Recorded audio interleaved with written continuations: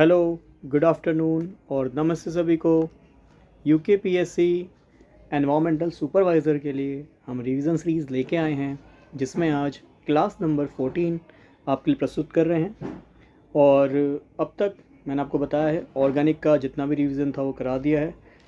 आप काफ़ी बच्चे मुझसे ये पूछते हैं कि सर जो आपका जीएस का पोर्शन है ये कहाँ पे मिलेगा। देखो, बहुत सरल है। आप हमारे चैनल ओजीसी साइंस पे जाइए, उसमें आप प्लेलिस्ट वाले ऑप्शन पे जाइएगा। प्लेलिस्ट में मैंने अलग अलग प्लेलिस्ट बना रखी है। लैब असिस्टेंट के लिए अलग है, एनवायरमेंट सुपरवाइज़र के अलग है, प्लस जीएस का पोर्शन अलग से बना रखा है। जनरल वहाँ पे साइंस लिखा है या जनरल स्टडीज़ वहाँ पे लिखा है। और जनरल स्टडीज़ में पॉलिटी आपका, उसमें मैंने ज्योग्राफी, बेसिक कंप्यूटर एप्लीकेशंस ये क्लास मैंने ली हुई हैं, और ये क्लास आपके अपकमिंग एग्ज़ाम में हेल्पफुल रहेंगी। प्लस और जो अपकमिंग एग्ज़ाम आ रहे हैं उसमें भी बड़ी हेल्पफुल वो रहेंगी। ठीक है। और आगे बढ़ने से पहले मैं एक बात और कहना चाहूँगा। पता नहीं आपको शायद ये वीडियो पसंद आ रहे नहीं आ रहे, बट वॉच आवर्स के अकॉर्डिंग वीडियोस पे लगभग 100 घंटे का वॉच आवर आ रहा है। अगर एक वीडियो मेरी 1 घंटे की भी है, डैट मीन्स वो 100 बच्चों ने देखी होंगी। और अगर मैं लाइक्स की बात करूं तो उस पर लाइक केवल 8 या 10 कुछ ही वेल विशर्स हैं, वो हमेशा ही लाइक करेंगे, उनका मुझे हमेशा ही पता है। बट मतलब ये कहना चाहूँगा कि भाई अगर आपको पसंद आ रहा है तो एक प्लीज़ अगर आप उस पर लाइक करते हैं तो मुझे भी अच्छा लगेगा, क्योंकि क्वेश्चंस ढूंढ के लाना as per your exam. Obvious है, हमें ये भी देखना है कि किस लेवल के एग्ज़ाम की हम तैयारी कर रहे हैं। ठीक है, उस लेवल के अकॉर्डिंग आपके लिए क्वेश्चंस ढूंढ के लाना, उसकी तैयारी कराना। अगर आपको लगता है मैं मेहनत कर रहा हूँ, आप उस पर वॉच ओवर भी दे रहे हैं, तो उस पर अगर एक लाइक दे देंगे और मुझे ये भी बता देंगे कि सर आपने ये बेस्ट पोर्शन पढ़ा है या फिर और कोई टॉपिक बता दीजिए, तो वो भी मैं आपके डाउट्स जो है लेके आऊँगा नेक्स्ट क्लास में, या वो क्वेश्चंस मैं आपको कराऊंगा। जैसे एक बच्चे ने कहा है सर एस ब्लॉक के क्वेश्चंस करा दीजिए, ब्लॉक से क्वेश्चन करा दीजिए। ब्लॉक के क्वेश्चन भी मैं 1-2 क्लास में आपको करा दूँगा। ठीक है। बट हाँ, एस ब्लॉक इतना बड़ा टॉपिक है कि हम उसके क्वेश्चन एज सच हम नहीं कह सकते कि कौन सा क्वेश्चन आएगा। तो ब्लॉक का तो यही है, अगर पढ़ा है तो ऊपर ऊपर की चीज़ें आपने पढ़ ली हैं, काफ़ी है। अदरवाइज़ नहीं पढ़ा है, आप उसको स्किप भी कर सकते हैं। जनरल क्वेश्चन आ गया तो कर लीजिएगा, अदरवाइज स्किप कर दीजिएगा, क्योंकि ब्लॉक्स अपने आप में बहुत बड़ा टॉपिक है। आप देख सकते हो उसमें S block, P block, T block, F block, 4 ही ब्लॉक हमारे एनसीईआरटी में गिवन है। और इतना सब कुछ इतने कम टाइम में तो अब इस बातें कवर नहीं हो पाएगा ना, मैं उसको कराना इस वक्त प्रेफर करूँगा। बट हाँ, कुछ इंपॉर्टेंट क्वेश्चन मुझे दिखेंगे तो मैं आपको बता दूँगा। ठीक है, चलिए करते हैं क्लास को कंटिन्यू। लास्ट मैंने जो टॉपिक छोड़ा था वो यही था, in which set of the diatomic molecule, इसमें से कौन से ऐसे 2 एटम वाले है ना, द्विपरमाणु अणु कौन से हैं इसमें, जिसमें बॉन्ड ऑर्डर इनका 2.5 होगा, जिसको ढाई लिखा हुआ है ना, 2.5 होगा, ये आपसे पूछा है। मैंने लास्ट क्लास में बॉन्ड ऑर्डर का थोड़ा बहुत आइडिया आपको दिया था। जिनको बिल्कुल नहीं पता, देखो अब ये टाइम नहीं है कि मैं बॉन्ड ऑर्डर पढ़ाऊँ, ऑलरेडी मैं पढ़ा चुका हूँ, आप जाके प्लेलिस्ट में देख सकते हैं। ठीक है, हालांकि इस वाली प्लेलिस्ट में नहीं पढ़ाया, वो मैंने जब बीएससी वाले बैचेस पढ़ाए उसमें पढ़ाया, क्योंकि जो मैं बैच पढ़ा रहा था वो लैब असिस्टेंट के लिए था, और लैब असिस्टेंट में एमओटी नहीं गिवन है। बट यहाँ पे एमओटी के क्वेश्चंस, क्योंकि केमिकल बॉन्डिंग लिखा है तो एमओटी के क्वेश्चंस पूछे जा सकते हैं। ठीक है, तो जल्दी से देख लेते हैं। सबसे पहले आपको ध्यान में रखना है ये है सिग्मा बॉन्ड, तो सिग्मा 1s, फिर इसके बाद आपको ध्यान में रखना है सिग्मा स्टार 1s, इतनी बात याद कर लेना। फिर सिग्मा बॉन्ड बनता है 2s का, फिर सिग्मा बॉन्ड बनता है 2s स्टार का। ठीक है, फिर सिग्मा बॉन्ड बनता है, आगे ध्यान दीजिएगा, सिग्मा 2p x, फिर इसके बाद बनेगा पाई 2p y, फिर बनेगा पाई 2p z। पाई 2p y, पाई 2p z की एनर्जी लगभग बराबर होती है। ठीक है, और इधर से इधर की ओर, उल्टे हाथ से सीधे हाथ की ओर, ये एनर्जी का बढ़ता हुआ क्रम है, ऊर्जा का बढ़ता हुआ क्रम है, ये चीज़ ध्यान में रखना। और ये सिग्मा पाई ये सब ऑब्वियस बात है ऑर्बिटल हैं, और आपको सभी को पता है एक ऑर्बिटल में, एक कक्षक में मैक्सिमम 2 इलेक्ट्रॉन आते हैं, मतलब सभी में 2-2 इलेक्ट्रॉन भर सकता हूँ, इतनी बात आपको ध्यान में रखनी है। फिर इसके बाद यहाँ जो बनेगा वो बनेगा पाई स्टार 2p y, और फिर बनेगा पाई स्टार, स्टार का मतलब बता देता हूँ, ये एंटी बॉन्डिंग है। ठीक है, एंटी बॉन्डिंग ऑर्बिटल है, और जिसमें स्टार नहीं लगा है वो बॉन्डिंग है। ठीक है ना, स्टार वाला एंटी बॉन्डिंग है, और ये जिसमें केवल सिग्मा लिखा है ये बॉन्डिंग है। ठीक है, इतनी बात ध्यान में रखनी है, क्यों? क्योंकि हमें बॉन्ड ऑर्डर निकालना है, उसी से हमें पता चलेगा कि किसका बॉन्ड ऑर्डर 2.5 है। अच्छा, बॉन्ड ऑर्डर का क्या फॉर्मूला होता होगा उसको भी देख लेते हैं। बॉन्ड ऑर्डर का फॉर्मूला होता है कि बॉन्डिंग में कितने इलेक्ट्रॉन हैं, ठीक है, बॉन्डिंग में कितने इलेक्ट्रॉन हैं, माइनस एंटी बॉन्डिंग में कितने इलेक्ट्रॉन हैं, और बट्टे में 2। ये बॉन्ड ऑर्डर का फॉर्मूला होता है। ठीक है, ये क्वेश्चन तो थोड़ा सा डिफिकल्ट मैं लेके आया हूँ, ठीक है, ताकि बहुत सारे कंसेप्ट आपको इसी में बता दूँ। अदरवाइज आपके एग्जाम में सिंपल ही आएगा कि किसका बॉन्ड ऑर्डर कितना है या सबसे अधिक बॉन्ड ऑर्डर किसका है, तो वो निकालना आना चाहिए। तो उसके लिए मैं आपको जो रूल है, फंडा है, वो मैं आपको बता रहा हूँ। और लास्ट में आएगा सिग्मा स्टार, कौन सा, आपका पी एक्स। ठीक है, ये आपके बॉन्ड ऑर्डर में आप इलेक्ट्रॉन की फिलिंग करेंगे। बस आपको ये गिनना होता है कि बॉन्ड में कितने इलेक्ट्रॉन है और एंटी बॉन्ड में कितने इलेक्ट्रॉन है। कैसे गिनोगे, चलो ऑप्शन नंबर ए को देखते हैं। ऑप्शन नंबर ए में एन और ओ नाइट्रस ऑक्साइड है, नाइट्रोजन और ऑक्सीजन है। आपको पहले इलेक्ट्रॉन गिन लेने। आपको पता है नाइट्रोजन का एटॉमिक नंबर 7 है, 7 इलेक्ट्रॉन होंगे। ऑक्सीजन का एटॉमिक नंबर 8 है, 8 इलेक्ट्रॉन होंगे। टोटल इलेक्ट्रॉन कितने हो गए, 8 और 7 15। सर टोटल इलेक्ट्रॉन 15 हो गए, 15 हो गए। बहुत सरल सी बात है, बहुत सिंपल सी बात है। तो हमें 15 इलेक्ट्रॉन की फिलिंग करनी है। चलो करते हैं। 2 इलेक्ट्रॉन, ये 2 4 इलेक्ट्रॉन, ये 2 6 इलेक्ट्रॉन, ये 2 8 इलेक्ट्रॉन, ये 2 10 इलेक्ट्रॉन, ये 2 12 इलेक्ट्रॉन और ये 2 14 इलेक्ट्रॉन। और देखोगे 15 इलेक्ट्रॉन यहाँ आया है। क्या करा है, कुछ नहीं करा, बस सिंपल है सर। ये ऑर्डर हमें याद रखना है। अगर आपने केमिस्ट्री अच्छे से पढ़ी है तो आपको ऑब्वियस है रिवीजन भी हो रहा होगा। हमने सबसे पहले पता है हमें 1s बॉन्ड बनाता है, then 2s, then 2p। 2p का पाई बॉन्ड और सिग्मा बॉन्ड दोनों बनते हैं। तो 2p में px सिग्मा बॉन्ड बनाता है। ये सब मैं आपको ऑलरेडी, कौन सिग्मा बनाता है कौन पाई बनाता है, ये तो मैं आपको पढ़ा चुका हूँ। ठीक है, तो pi star p y, pi star p z आपको पता है ये हाई एनर्जी के होते हैं और सिग्मा स्टार सबसे हाई एनर्जी का माना जाता है। बाकी यहाँ इनका क्रॉस ओवर भी होता है, वो खैर सब बात की बात है। पहले बेसिक हम एक बार जान लें, काफ़ी है। ठीक, तो हमने 13 इलेक्ट्रॉन यहाँ फिल कर दिए। ये ध्यान में रखना है एक ऑर्बिटल में मैक्सिमम 2 इलेक्ट्रॉन भरने हैं, उसके अकॉर्डिंग मैंने 13 इलेक्ट्रॉन फिल कर दिए। 15 सॉरी है ना 13 है यहाँ पे, एक मिनट रुकना, 8 7 15 15 भरने हैं। तो 2 2 4 2 6 2 8 2 10 2 12 2 14, यहाँ तक 14 हो गए और ये 15 इलेक्ट्रॉन यहाँ तक भर गए। अब बस बॉन्ड ऑर्डर निकालना है, तो आपको बस ये गिनना है बॉन्डिंग में कितने इलेक्ट्रॉन है और एंटी बॉन्डिंग में कितने हैं। एंटी बॉन्डिंग कौन है, स्टार वाला। तो ध्यान रखना, स्टार से हमें ध्यान में रखना है, एक मिनट दीजिएगा भाई। ठीक है, स्टार से हमें ध्यान में रखना है कौन है बॉन्डिंग कौन है एंटी बॉन्डिंग। तो जिस पे स्टार है वो एंटी बॉन्डिंग है। तो देखो ये भी एंटी बॉन्डिंग, ये भी एंटी बॉन्डिंग और ये भी एंटी बॉन्डिंग। तो एंटी बॉन्डिंग में 2 2 4 और एक 5। तो एंटी बॉन्डिंग में यहाँ 5 है। तो भैया टोटल 10 में से 5 एंटी बॉन्डिंग में है, तो बचे हुए 10 किस में होंगे, मतलब 15 में से अगर 5 एंटी बॉन्डिंग में, 10 कहाँ होंगे, बॉन्डिंग में होंगे। अदरवाइज गिन लो, बॉन्डिंग में 2 ये रहे, 2 4 2 6 2 8 2 10। क्लियर, 10 में से 5 गया, कितना बचा, 5 5 बट्टे 2। 5 बट्टे 2 को ही हम 2.5 कहते हैं, 2.5 कहते हैं, या फिर इसको 2 1/2 भी कह सकता हूँ। तो NO का बॉन्ड ऑर्डर तो सर 2.5 आ गया, मतलब पहले वाले का आ रहा है। चलो अगला कौन है, CN। CN को गिन लेते हैं। सर C कार्बन है, कार्बन में हो गए 6, क्योंकि इसका एटॉमिक नंबर 6 है, परमाणु क्रमांक 6 है। जितना परमाणु क्रमांक होता है उतने ही इलेक्ट्रॉन उतने ही प्रोटॉन होते हैं। ये तो आप चाहे लैब स्टैंड वाली पहली क्लास एटॉमिक स्ट्रक्चर की क्लास देख सकते हैं, उसमें भी मैंने ये सारे टॉपिक्स बेसिक से पढ़ा है, तो वो बेसिक सारे वहाँ पे बताए हैं। कार्बन का परमाणु संख्या 6 है तो 6 इलेक्ट्रॉन। नाइट्रोजन का परमाणु संख्या 7 है तो 7 इलेक्ट्रॉन। टोटल कितने इलेक्ट्रॉन हो गए, 13 इलेक्ट्रॉन। अब कितने इलेक्ट्रॉन भरने हैं, सर 13 इलेक्ट्रॉन भरने हैं। चलिए भर लीजिए, कौन सी बड़ी बात है। सर यहाँ तक आपने भरे थे 15 इलेक्ट्रॉन, ठीक है, ये 15 इलेक्ट्रॉन आपने यहाँ तक भरे थे। अब कितने भरने हैं, 13 भर लेते हैं, एक मिनट दीजिएगा।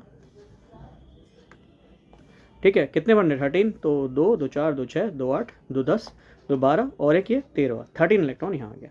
अब बस सेम फॉर्मूला है बॉन्ड ऑर्डर निकालने का। सर क्या फॉर्मूला है, बॉन्ड ऑर्डर का बहुत सरल फॉर्मूला है कि आपको गिनने हैं बॉन्डिंग में कितने इलेक्ट्रॉन माइनस एंटी बॉन्डिंग में कितने इलेक्ट्रॉन और बट्टे में बस 2 कर देना है। अब यहाँ भी गिन लो, बॉन्डिंग में कितने इलेक्ट्रॉन है, 2 2 4 2 6 2 8 और एक 9। बॉन्डिंग में सर 9 इलेक्ट्रॉन है। ठीक है, टोटल कितने इलेक्ट्रॉन है, सर 13 इलेक्ट्रॉन है, 9 आ गए बॉन्डिंग में। अब गिन लो बाकी 2 2 4 कहाँ जाएंगे, एंटी बॉन्डिंग में, क्योंकि टोटल 13 है।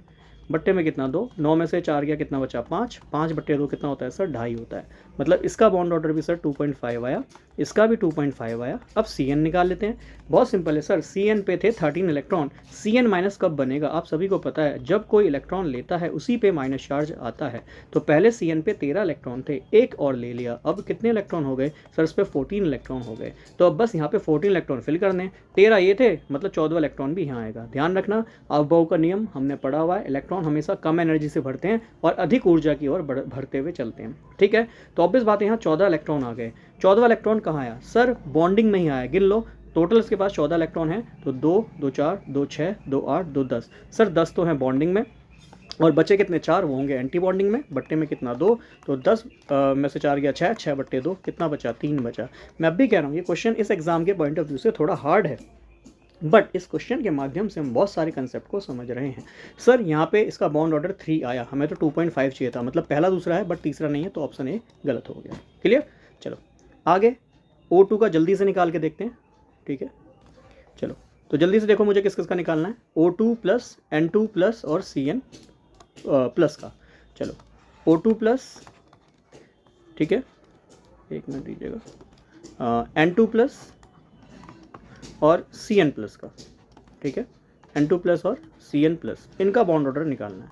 ठीक, चलो जल्दी से लिखता हूँ। सबसे पहले बोलो सिग्मा 1s, फिर कौन, सिग्मा स्टार 1s, ठीक है, सिग्मा स्टार 1s, फिर कौन, सिग्मा 2s, फिर कौन, सिग्मा स्टार 2s, फिर कौन, सिग्मा 2px, फिर कौन, पाई 2py, फिर कौन, पाई 2pz। इन दोनों की एनर्जी लगभग बराबर होती है। ठीक है, इसके बाद कौन आएगा, पाई स्टार, ठीक है, सेम यही 2py, और कौन आएगा, पाई स्टार 2pz, ठीक है, 2pz, और फिर लास्ट में कौन आएगा, सिग्मा स्टार 2px। रीज़न क्या है कि बॉन्डिंग की एनर्जी जितनी कम होगी उसके एंटी बॉन्डिंग की एनर्जी उतनी ही ज़्यादा होगी, इसलिए हमने इसको लास्ट में रखा है।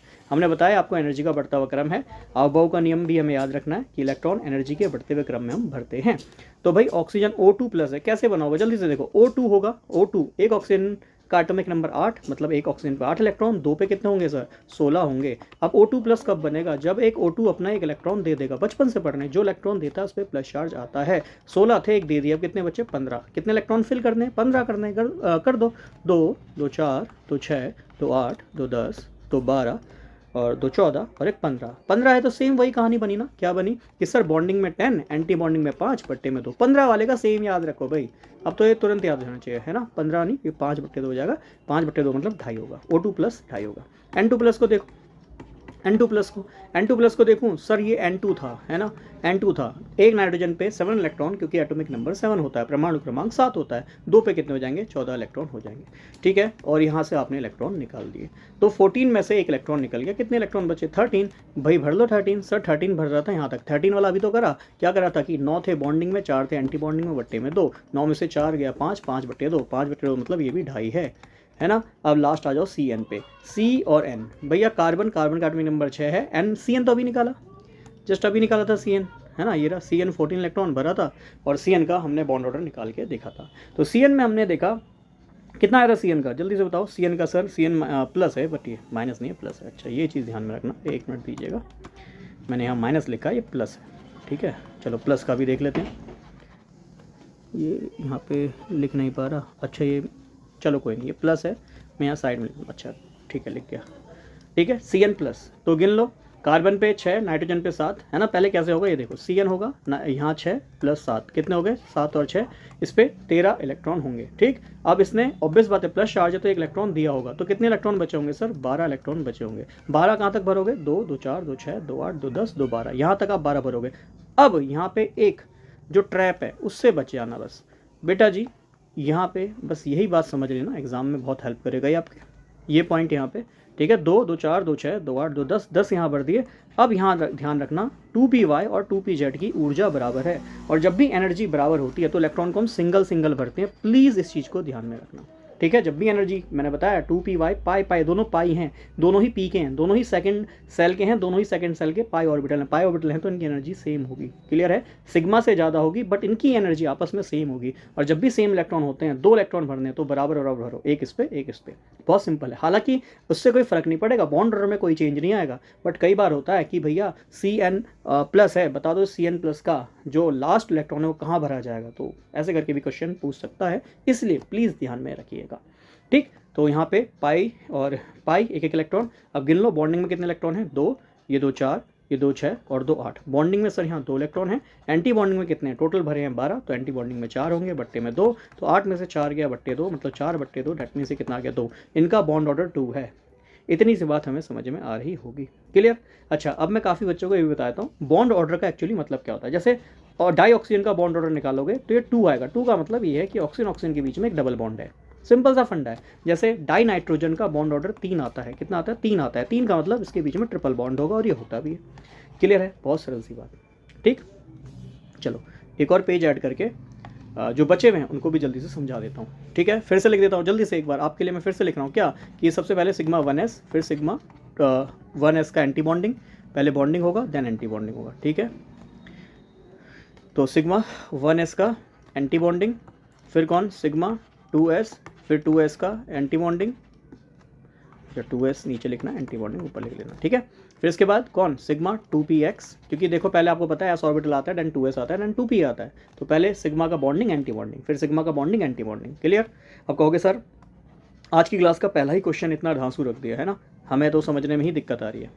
ठीक है, तो दिक्कत नहीं लेनी है भैया, क्वेश्चन आपके एग्जाम का ये पूछ सकता है, बहुत जनरल क्वेश्चन बनते हैं इस लेवल के एग्जाम पे, तो ये ध्यान में रखना। बॉन्ड ऑर्डर ही पूछेगा, थोड़ा डिफिकल्ट क्वेश्चन जानबूझ के लेके चला हूँ ताकि बहुत सारे कंसेप्ट इसमें समझा सकूँ। ठीक है, तो पाई ये कितना हो जाएगा, पाई 2p y, और ये हो जाएगा पाई 2p z। ठीक है, और फिर इसके बाद कौन आता है, इसके एंटी बॉन्डिंग, तो पाई 2p y। ठीक है, और इसकी एनर्जी लगभग बराबर होगी पाई 2p z के, और लास्ट में कौन आएगा सर, सिग्मा, है ना, सिग्मा सिग्मा सिग्मा कितना 2p x। क्लियर। अब बस इलेक्ट्रॉन भर लो, किसको बात कर रहा है, जिसकी बात कर रहा है जल्दी से भरते हैं। अब ये N2 प्लस NO और CN, चलो N2 प्लस, ठीक है, और क्या था, NO और CN। ठीक है, NO और CN थे। ठीक है, N2 प्लस NO और CN। ठीक है, N2 प्लस का निकाल लेते हैं क्योंकि NO का हमने निकाला है। अच्छा चलो NO और CN, NO का हमने निकाला था, इसका कितना आया था NO का, सर इसका 2.5 आया था, अभी तो निकाला। CN का नहीं निकाला, निकाल लेते हैं। अच्छा N2 प्लस एक चीज़ देखना, N2 plus, sir N2 plus 2 nitrogen है ना, ऐसा बनेगा, कैसे बनेगा देखो, N2 प्लस कैसे बनेगा, तो N2 था सर हमारे पास, एक नाइट्रोजन 7 इलेक्ट्रॉन, 2 नाइट्रोजन 14 इलेक्ट्रॉन, तो 2 नाइट्रोजन पे है सर 14 इलेक्ट्रॉन। एक नाइट्रोजन जो है वो एक इलेक्ट्रॉन दे देगा, तो बच्चे कितने, 13 इलेक्ट्रॉन, मतलब 13 इलेक्ट्रॉन की फिलिंग करनी है। सेम CN में देखना, कार्बन पे 6 इलेक्ट्रॉन, नाइट्रोजन पे 7 इलेक्ट्रॉन, टोटल कितने हो गए 13। एक बात क्लियर हुई, जो बॉन्ड ऑर्डर N2 प्लस का आएगा वही CN का आएगा। क्लियर है। यहाँ पे देखो एक चीज़ और ध्यान में रखनी है कि N2 प्लस पे भी 13 इलेक्ट्रॉन, CN पे भी 13 इलेक्ट्रॉन, और जिन पे सेम नंबर ऑफ इलेक्ट्रॉन होते हैं वो आइसो इलेक्ट्रॉनिक होते हैं। ये बात मैं आपको नहीं जाने कितनी बार बता चुका हूँ। ठीक है, ये आइसो से रिलेटेड सारे वर्ड मैंने आपको पढ़ाए हुए हैं, प्लीज़ उसको ध्यान में रखिएगा। ठीक है, अब चलिए ये मैंने बॉन्ड ऑर्डर अब निकाल लेते हैं। टोटल 13 इलेक्ट्रॉन भरने हैं, 2 यहाँ, 2 4, 2 6, 2 8, 2 10, 2 12, और एक ये 13 इलेक्ट्रॉन मैंने फिल कर दिए, 13 इलेक्ट्रॉन मैंने फिल कर दिए। बस अब बॉन्ड ऑर्डर निकाल लो। बॉन्ड ऑर्डर का क्या फॉर्मूला है, बॉन्ड ऑर्डर का फॉर्मूला है कि बॉन्डिंग में कितने इलेक्ट्रॉन है माइनस एंटी बॉन्डिंग में कितने इलेक्ट्रॉन है, और बट्टे में बस 2 कर देना है। ठीक है, बॉन्डिंग में गिन लो, 2 2 4, 2 6, 2 8, ठीक है, और एक 9 इलेक्ट्रॉन है, -4। अच्छा ये तो मैंने अभी थोड़ी देर पहले भी निकाला था। ठीक है, तो कितना आया, 5/2, 5/2 मतलब 2.5। तो इनमें सभी का बॉन्ड ऑर्डर 2.5 आ रहा है, ऑब्वियस है, NO तो 2.5 था ही, ये 2.5 निकाला, और ये भी 2.5 होगा, मतलब आइसो इलेक्ट्रॉनिक स्पीसीज़ का बॉन्ड ऑर्डर सेम होगा, मतलब जिन पे सेम इलेक्ट्रॉन की संख्या है उनका बॉन्ड ऑर्डर भी सेम आएगा। प्लीज़ इस बात को ध्यान में रखिएगा। ठीक है, तो हमारा जो सही उत्तर है वो आपको मिल गया है, CN होगा। ठीक, लास्ट वाले को आप चेक कीजिएगा किसका बॉन्ड ऑर्डर कितना आ रहा है, और कमेंट में जरूर लिखिएगा। ठीक है, और देखो यहाँ CN का तो हमने निकाल ही लिया था, O2 प्लस का निकाला है, चलो NO माइनस O2 इनका बॉन्ड ऑर्डर निकाल के देखिएगा, आप ही का प्रैक्टिस बनेगा। ठीक है, और कमेंट में भी जरूर लिख दीजिएगा, मैं जिसका भी आंसर ठीक होगा मैं उसको हार्ट देता रहूँगा। ठीक है, चलिए, which of the following have identical bond order, बताओ किसका बॉन्ड ऑर्डर आइडेंटिकल है, सेम है। मैंने बताया जिनके इलेक्ट्रॉन सेम होंगे उनका बॉन्ड ऑर्डर भी सेम होगा, तो जल्दी से निकाल लो। ये तो अभी जस्ट जो लास्ट बात कही है वही आपका यहाँ पे बात बन भी गई है। ठीक है ना, लास्ट जो बात बोली थी उसी से जो है क्वेश्चन यहाँ बन भी गया। तो देखो C और N और इनका बॉन्ड ऑर्डर एक बार ट्राई भी कर लेना, आपका कंसेप्ट थोड़ा सा रिमाइंड हो जाएगा। ठीक है, तो CN कैसे बन रहा होगा, CN से CN माइनस, आप सभी को पता है सर माइनस जब ही आता है जब कोई एक इलेक्ट्रॉन ले लेता है, गेन ऑफ इलेक्ट्रॉन करता है, तो C पे माइनस चार्ज आता है। ठीक है, CN कार्बन है 6, नाइट्रोजन है 7, क्यों है, कार्बन का परमाणु संख्या 6 है, नाइट्रोजन का 7 है, दोनों को जोड़ दो 13 आ गया, एक इलेक्ट्रॉन और लिया तो CN माइनस पे 14 इलेक्ट्रॉन है। आगे देखो O2 माइनस, भैया एक ऑक्सीजन, O2 माइनस कैसे बना होगा, चलो जल्दी से देखो, इस माइनस को हटाता हूँ, तो O2 होगा एक ऑक्सीजन 8, 2 ऑक्सीजन 16 इलेक्ट्रॉन इनके पास होंगे। एक इलेक्ट्रॉन जब लिया होगा जब भी ऑब्वियस है माइनस चार्ज आया होगा, 16 था, एक इलेक्ट्रॉन और ले लिया, 17 इलेक्ट्रॉन हो गए। क्लियर। NO प्लस देखो कैसे बना होगा, आपके पास NO होगा, नाइट्रस ऑक्साइड होगा, ये ऑब्वियस बात है एक इलेक्ट्रॉन देगा, जो इलेक्ट्रॉन देता है उसी पे प्लस चार्ज आता है, बहुत सरल सी बात है, तो इसने इलेक्ट्रॉन दिया, उस पर प्लस चार्ज आ गया। क्लियर। अब यहाँ गिन लो, ये है 7 इलेक्ट्रॉन, नाइट्रोजन और ऑक्सीजन है आपके 8 इलेक्ट्रॉन, टोटल हैं सर यहाँ 15 इलेक्ट्रॉन, एक दे दिया तो कितने इलेक्ट्रॉन बचे, 14 इलेक्ट्रॉन। आंसर मिल गया, CN पे 14 इलेक्ट्रॉन, यहाँ भी 14 इलेक्ट्रॉन, बट लास्ट ऑप्शन को जरूर चेक कर लें क्योंकि भैया O2 भी है ना, तो यहाँ CN है और CN पे है प्लस। अच्छा माइनस प्लस दोनों दे रखा है, चलो कोई नहीं। Cn है, Cn प्लस बनाएगा मतलब इसने एक इलेक्ट्रॉन दिया है। C और N टोटल कितने इलेक्ट्रॉन थे सर? 13 इलेक्ट्रॉन थे, एक दे दिया तो 12 इलेक्ट्रॉन बचे। क्लियर? तो 14 और 14 जिन पे इलेक्ट्रॉन की संख्या सेम है उनका बॉन्ड ऑर्डर भी सेम होगा। तो भैया हमारा Cn माइनस है ऑप्शन नंबर 1 और NO प्लस है ऑप्शन नंबर 3, तो 1 और 3 इसका आंसर होना चाहिए, जो कि पहला ही ऑप्शन है। बहुत सरल सी बात है, तो हमारे इस प्रश्न का उत्तर भी यहाँ से मिल गया। तो बॉन्ड ऑर्डर से बच्चों क्वेश्चन पूछा जा सकता है। और आइसोइलेक्ट्रॉनिक ये स्पीसीज, ऐसे क्वेश्चन इन तरह के एग्जाम में बहुत कॉमन है कि आइसोइलेक्ट्रॉनिक स्पीसीज कौन सी है, आइसोन्यूट्रॉनिक कौन सी है, आइसोप्रोटॉनिक कौन सी है, इस तरह के प्रश्न पूछे जाते हैं इस एग्जाम में, ठीक है। और वो मैंने आपको कॉमिकल बॉन्डिंग में भी ये सब कुछ पढ़ाया हुआ है, ठीक है। हालांकि बॉन्ड ऑर्डर वहाँ नहीं पढ़ाया था, तो मैंने आपको पढ़ा दिया, क्योंकि MOT मॉलिक्यूलर ऑर्बिटल थ्योरी हमारे लैब असिस्टेंट में सिलेबस में नहीं गिवन है, इसलिए मैंने वहाँ वो पढ़ाया भी नहीं, ठीक। चलिए आगे है CO कंटेन्स, CO में क्या बॉन्ड होता है, तो चलो देखते हैं कैसे बनता है CO। हम सभी को पता है कार्बन का परमाणु संख्या 6 होती है, जिसका जितना एटॉमिक नंबर होता है उसके पास उतने ही इलेक्ट्रॉन होते हैं। पुराने मेथड से हम जानते हैं कि भाई फर्स्ट सेल में 2 इलेक्ट्रॉन बढ़ते हैं, भारी कक्ष में 4 इलेक्ट्रॉन बढ़ते हैं। जिन्होंने क्लास मेरी एटॉमिक स्ट्रक्चर से देखी, बिल्कुल बेस से पढ़ाया, 0 से पढ़ाया था वहाँ, ठीक है। ऑक्सीजन का एटॉमिक नंबर 8 है, मतलब इस पे 8 इलेक्ट्रॉन होंगे, फर्स्ट सेल में 2 और आउटर मोस्ट में 6 होंगे।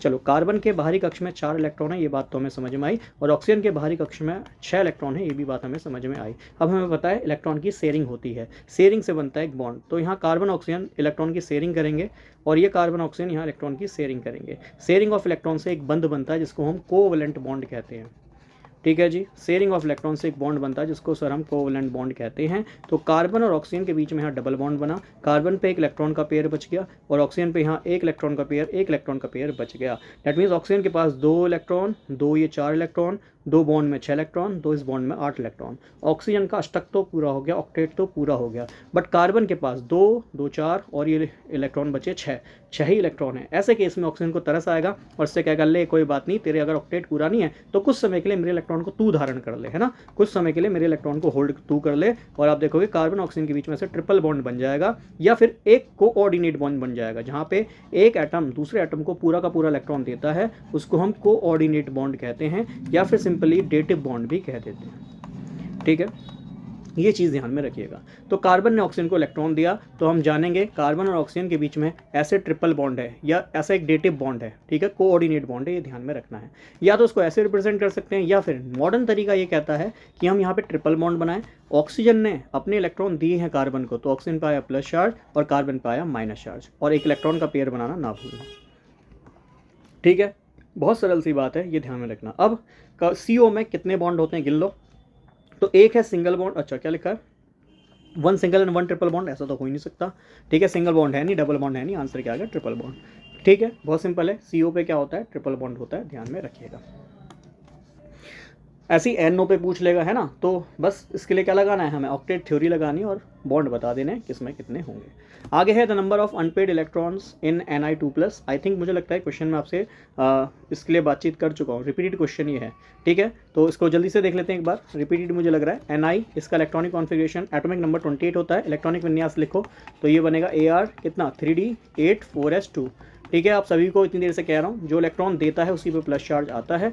Ni ने 2 इलेक्ट्रॉन दिए होंगे तो इस पर +2 चार्ज आ गया, मतलब इसका इलेक्ट्रॉनिक विन्यास कितना बचा, AR 3D8 4s0। जब भी इलेक्ट्रॉन निकलता है हाई एनर्जी से निकलता है, तो 4s से 2 इलेक्ट्रॉन आपने निकाल दिए, ठीक है।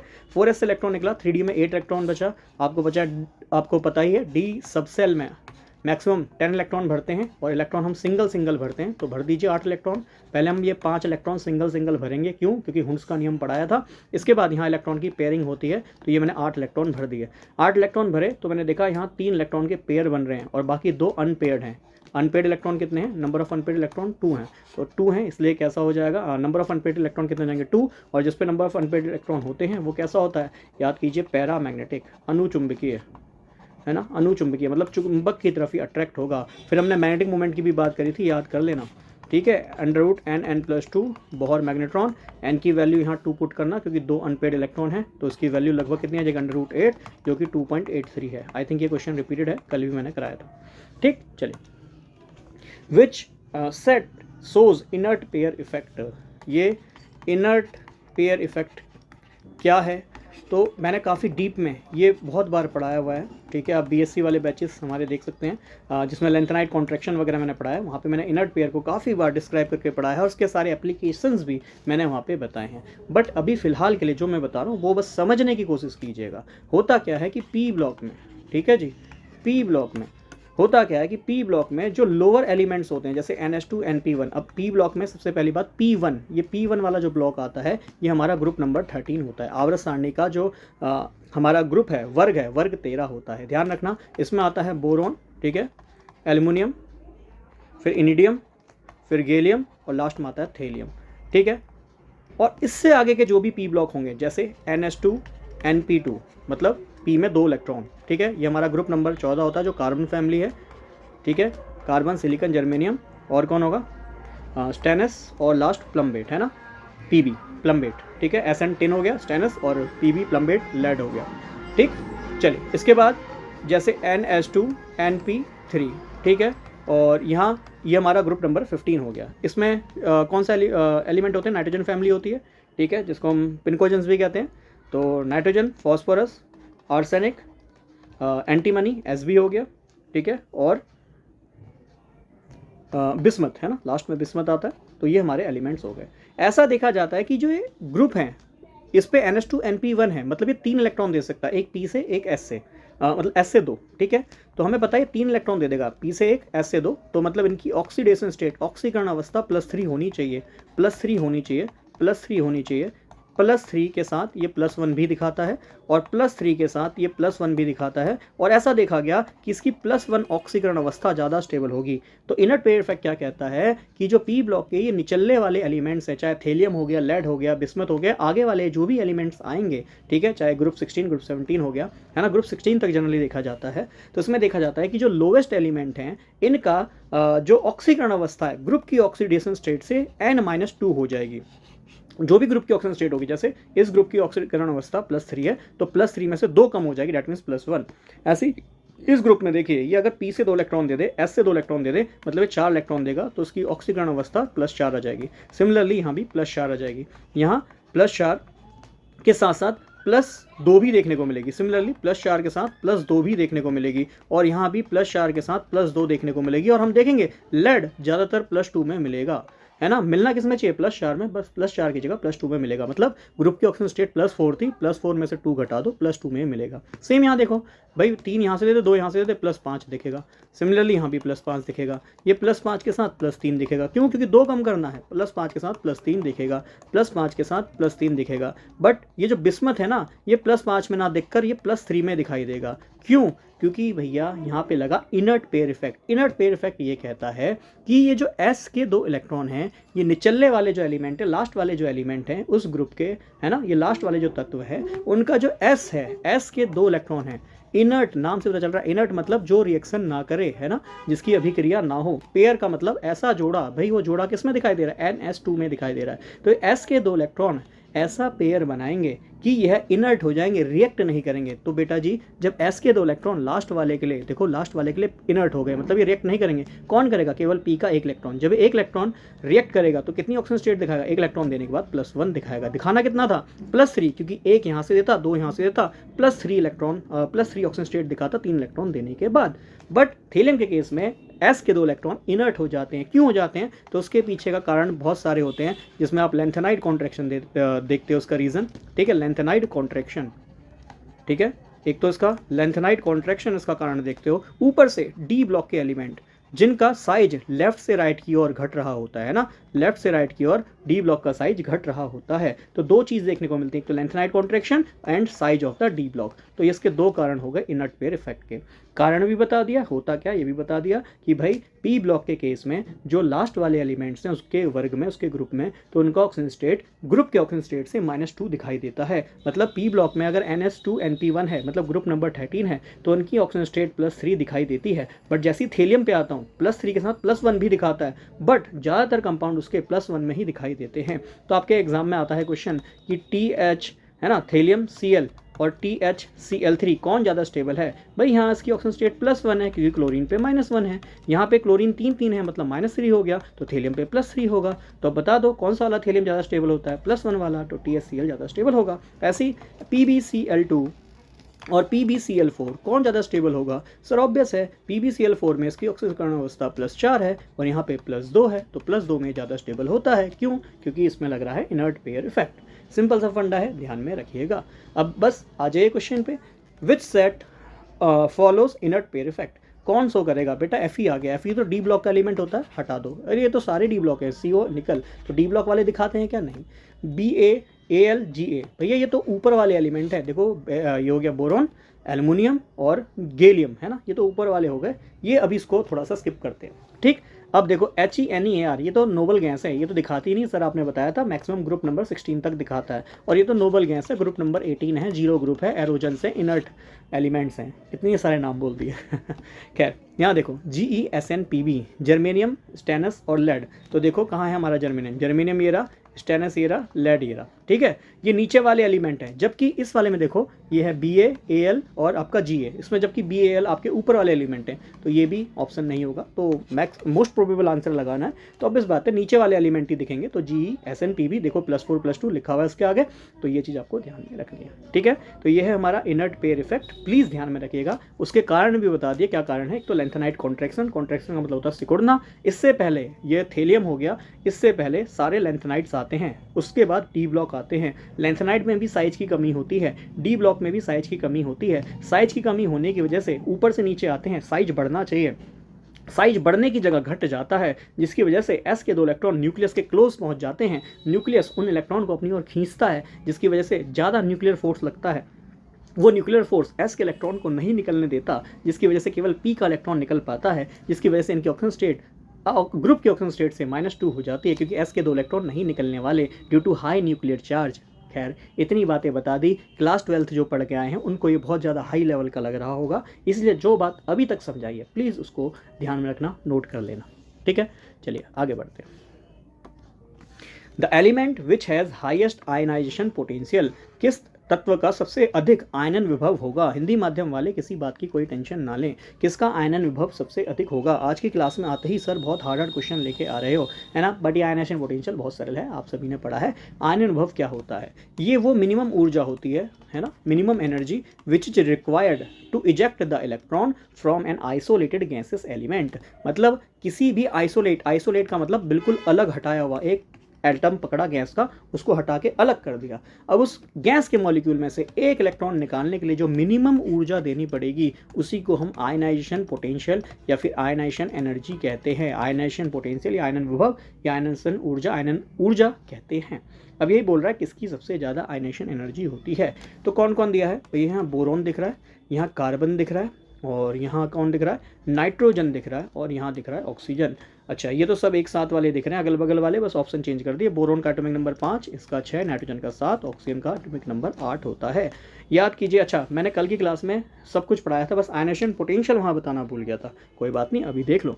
अगर ये सभी कहाँ हैं? ये सभी एक ही पीरियड में आ रहे हैं सर, ये पीरियड नंबर 2 में हैं, n बराबर 2 में ये आ रहे हैं, और पीरियड में क्या आयनाइजेशन एनर्जी पे क्या प्रभाव पड़ता है इसको भी जल्दी से देख लो। तो इन अ पीरियड होता क्या, एक पीरियड में हमने देखा था, एक पीरियड में जब भी जाते हैं इलेक्ट्रॉन प्रोटॉन की संख्या बढ़ती है, डैट मीन्स न्यूक्लियर चार्ज, नाभिक आवेश बढ़ता है।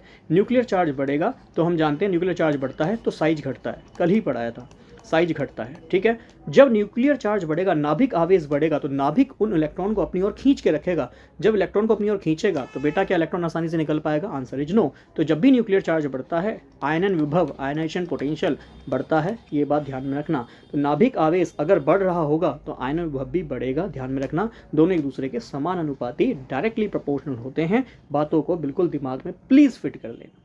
ठीक है, तो अब बता दो भाई सबसे ज़्यादा किसका होगा? इसमें ऑक्सीजन का होगा, बहुत सरल सी बात है। क्लियर? चलो एक बार पूरा ट्रेंड आयनाइजेशन पोटेंशियल का जल्दी से देखो, सारी बातें आपको एक बार में समझा देता हूँ। तो भैया लेफ्ट टू राइट जाते हैं तो ये होते हैं हमारे पीरियड, टॉप टू बॉटम आते हैं तो ये हमारे ग्रुप होते हैं। ठीक है, जब हम लेफ्ट टू राइट जाते हैं तो हमने देखा सर न्यूक्लियर चार्ज बढ़ता है, नाभिक आवेश बढ़ता है। न्यूक्लियर चार्ज बढ़ेगा तो साइज घटेगा, साइज घटेगा तो चाहे इसकी आणविक त्रिज्या है, एटॉमिक रेडियस है ना, जिसको हम परमाणुक त्रिज्या भी कह सकते हैं, या आयनिक चार्ज है वो भी घटेगा क्योंकि न्यूक्लियर चार्ज बढ़ रहा है। ठीक, और जब न्यूक्लियर चार्ज बढ़ता है तो याद कीजिए इलेक्ट्रोनेगेटिविटी बढ़ती है, विद्युत ऋणात्मकता बढ़ती है और आयनाइजेशन पोटेंशियल भी बढ़ता है। ठीक है, अब आपको पता है विद्युत ऋणात्मकता बढ़ेगी तो विद्युत घनात्मकता घटेगी, इन्वर्सली प्रोपोर्शनल होता है, तो इसलिए बट्टे में करके नीचे लिख दिया। क्लियर, तो एक ही बार में सारा फंडा मैंने आपको पढ़ा दिया।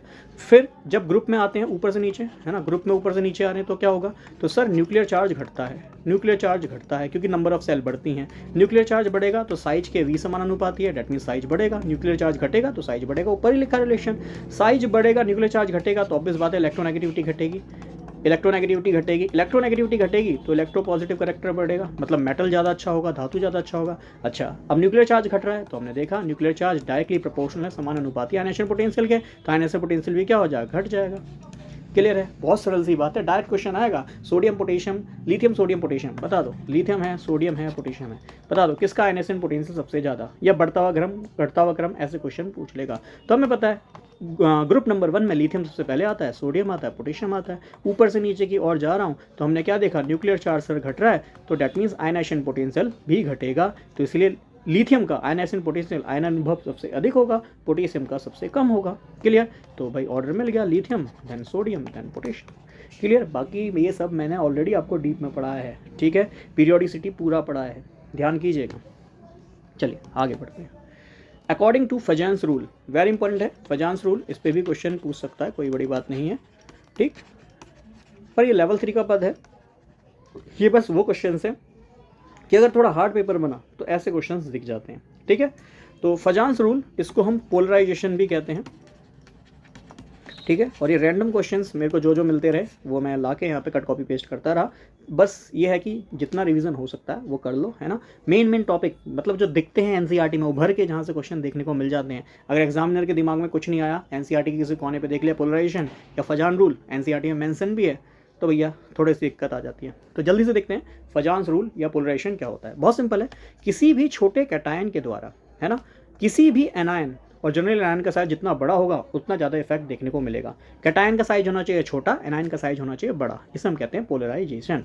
तो ये कैटायन क्या करता है, ऑब्वियस बात है छोटा कैटायन है तो उसका ना न्यूक्लियर चार्ज बहुत अधिक होगा, न्यूक्लियर चार्ज बहुत अधिक होगा, और न्यूक्लियर चार्ज अधिक होता है तो अभी बताया इलेक्ट्रोनेगेटिविटी, विद्युत ऋणात्मकता, ये भी बहुत अधिक होती है, जिसकी वजह से ये क्या करेगा भाई, ये प्लस वाला छोटा सा कैटायन है तो प्लस चार्ज, बट छोटा चार्ज होने की वजह से इसका नाभिक आवेश अधिक होगा, विद्युत ऋणात्मकता अधिक होगी, इसीलिए ये माइनस वाले इस एनायन को अपनी ओर खींच लेगा, माइनस वाले इस एनायन को अपनी ओर खींच लेगा। जब ये खींच लेगा तो ये जो एनायन है ना, इसकी शेप में हल्का सा डिस्टॉर्शन दिखाई देगा। डिस्टॉर्शन का मतलब उसकी शेप चेंज दिखाई देगी। क्यों? क्योंकि माइनस चार्ज पूरा का पूरा इस प्लस के ऊपर चला जाएगा, इस प्लस को सराउंड कर लेगा। क्लियर है? ये अच्छा देखो, आप सभी को पता होगा कैटायन हो चाहे एनायन हो, दोनों पूरे के पूरे एक स्पेयर होते हैं, गोला होते हैं। बट जैसे इस एनायन के पास, ये कैटायन के पास एनायन गया, छोटा सा कैटायन इस एनायन के सारे चार्ज को अपनी ओर खींच लेगा। ठीक है, जिसकी वजह से आपको ऐसा दिखाई देगा कि भाई न्यूक्लियर चार्ज बढ़ा, नेगेटिविटी बढ़ी, तो ये प्लस वाला माइनस को अपनी ओर खींच रहा है, तो बेटा पूरे के पूरे इलेक्ट्रॉन को अपनी ओर ले लेगा,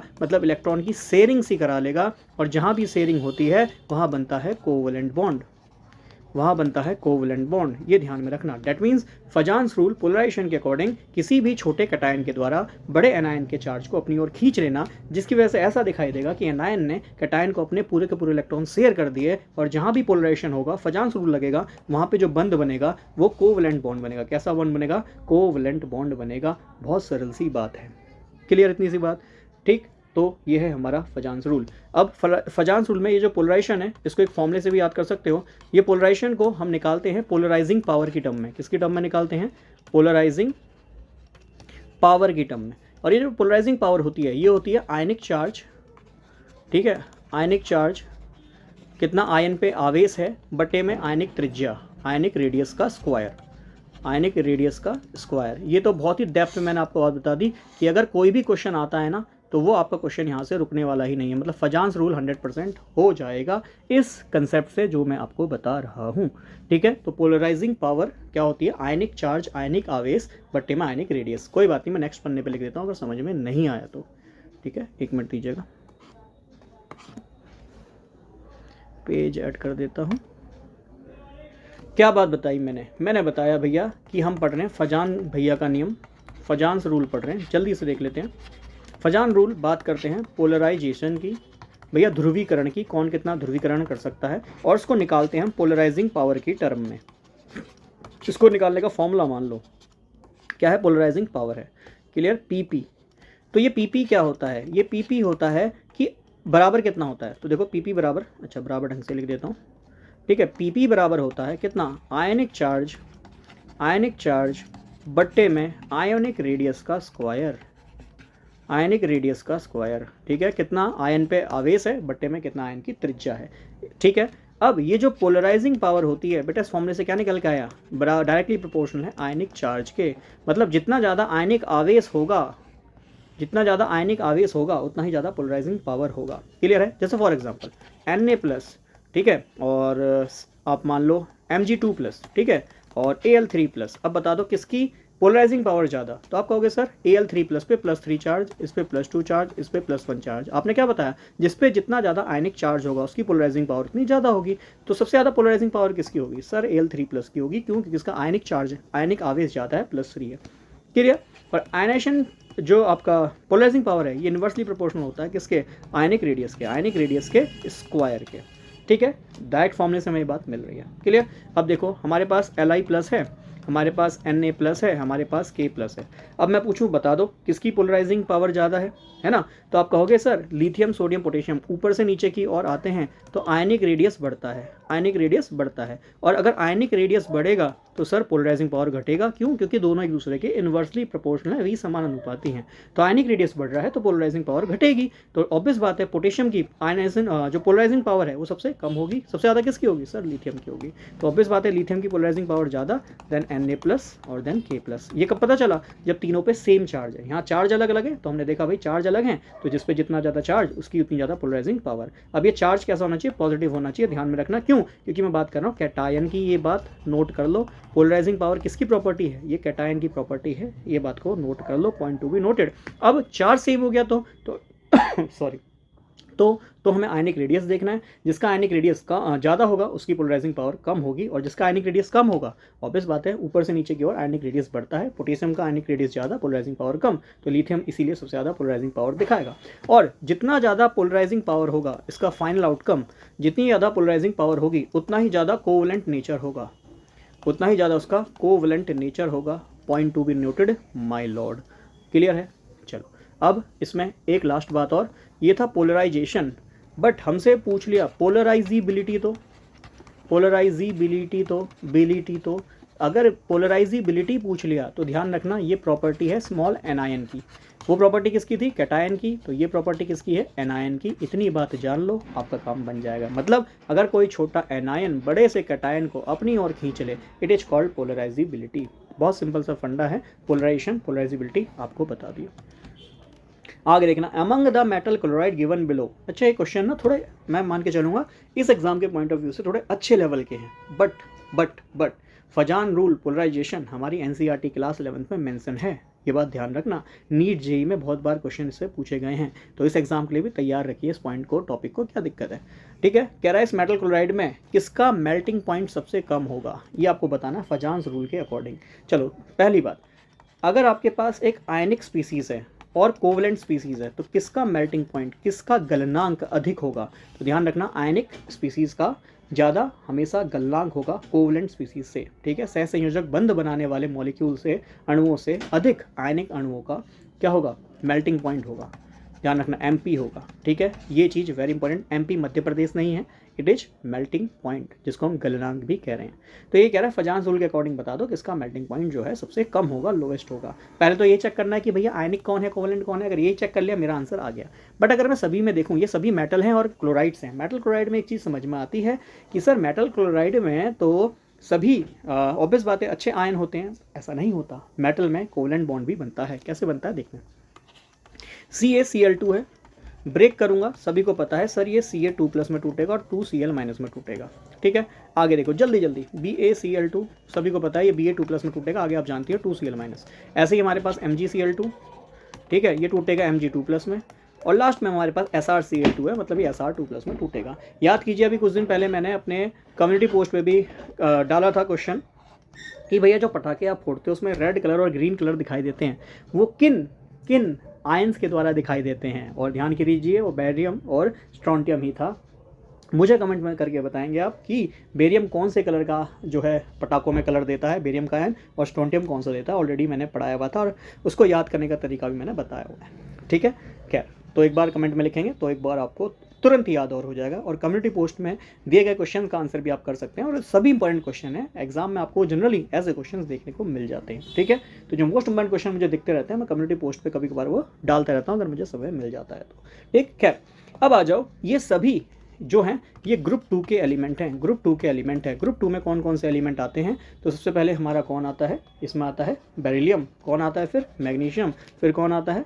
कैल्शियम, फिर कौन आता है? स्ट्रोंटियम, और फिर कौन आता है?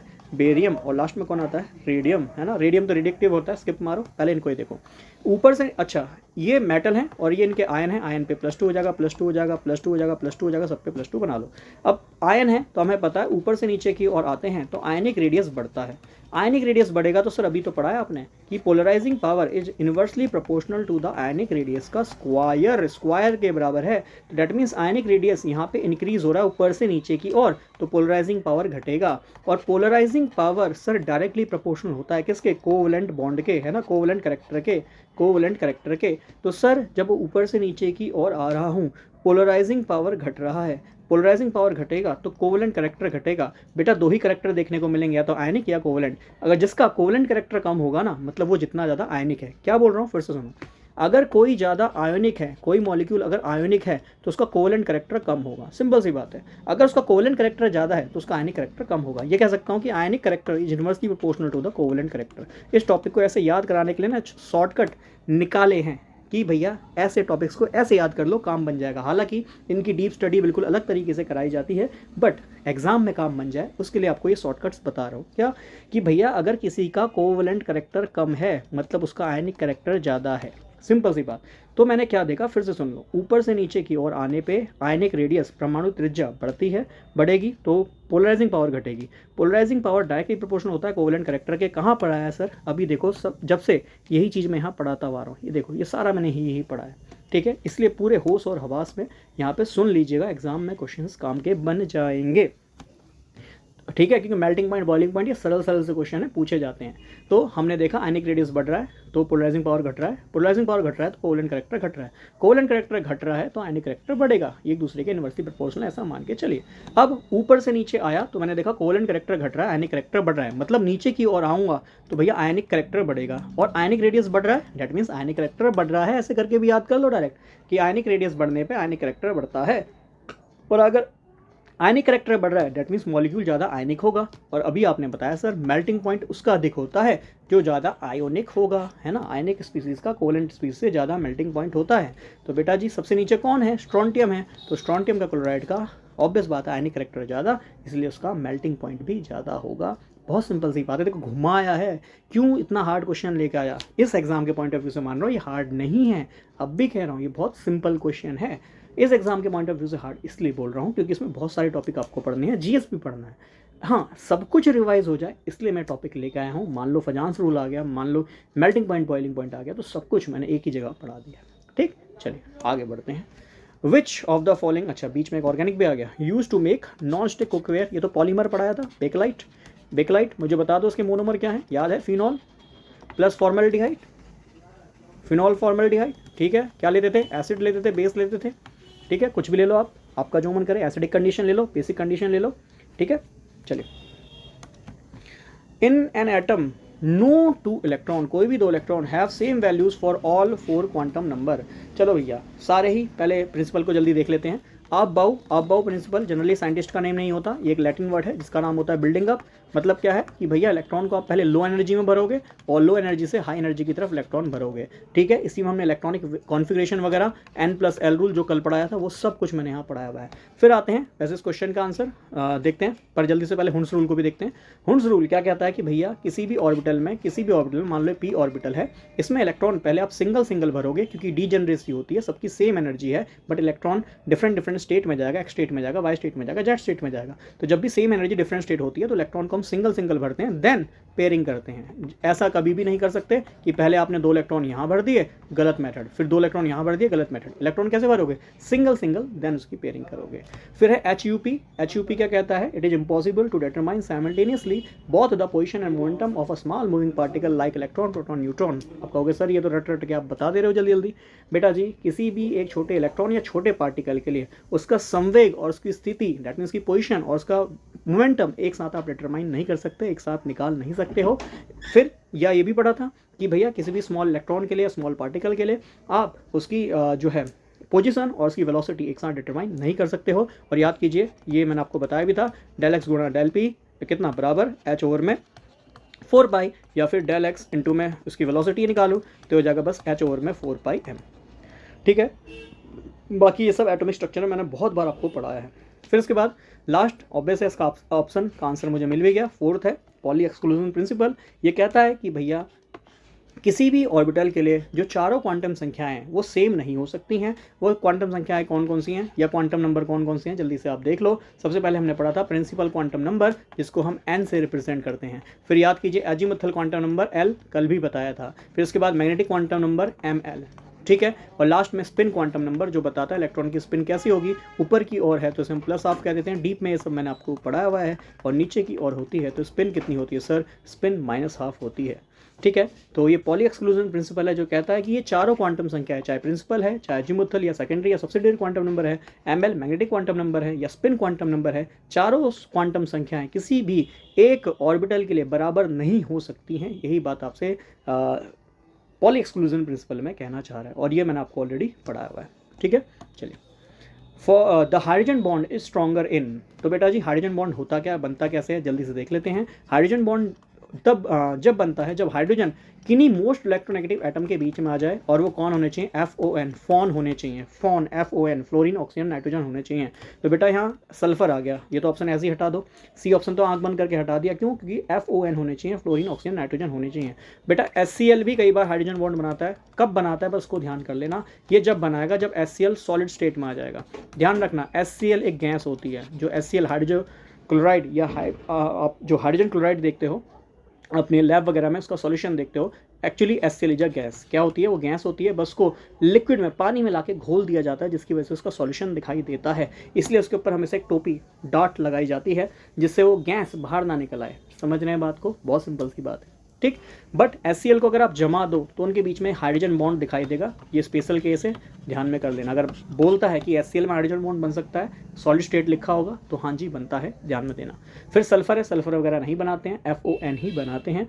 अब ये कब बनाएंगे तो आपको बता ही चुका हूँ। ये F और H मतलब फ्लोरीन और हाइड्रोजन के बीच में बॉन्ड है, HF हाइड्रोजन फ्लोराइड है, और ये दिया है ऑक्सीजन, इनके बीच में ये बॉन्ड बन रहा है, इसको हम हाइड्रोजन बॉन्ड कहते हैं। ऑलरेडी बता चुका हूँ, 3 डॉट से दिखाते हैं, और इन बुक ने भी 3 डॉट या ये जो भी क्वेश्चन आया 3 डॉट दे के ही दिखाया है, उससे भी समझ में आ रहा है कि ये हाइड्रोजन बॉन्ड है।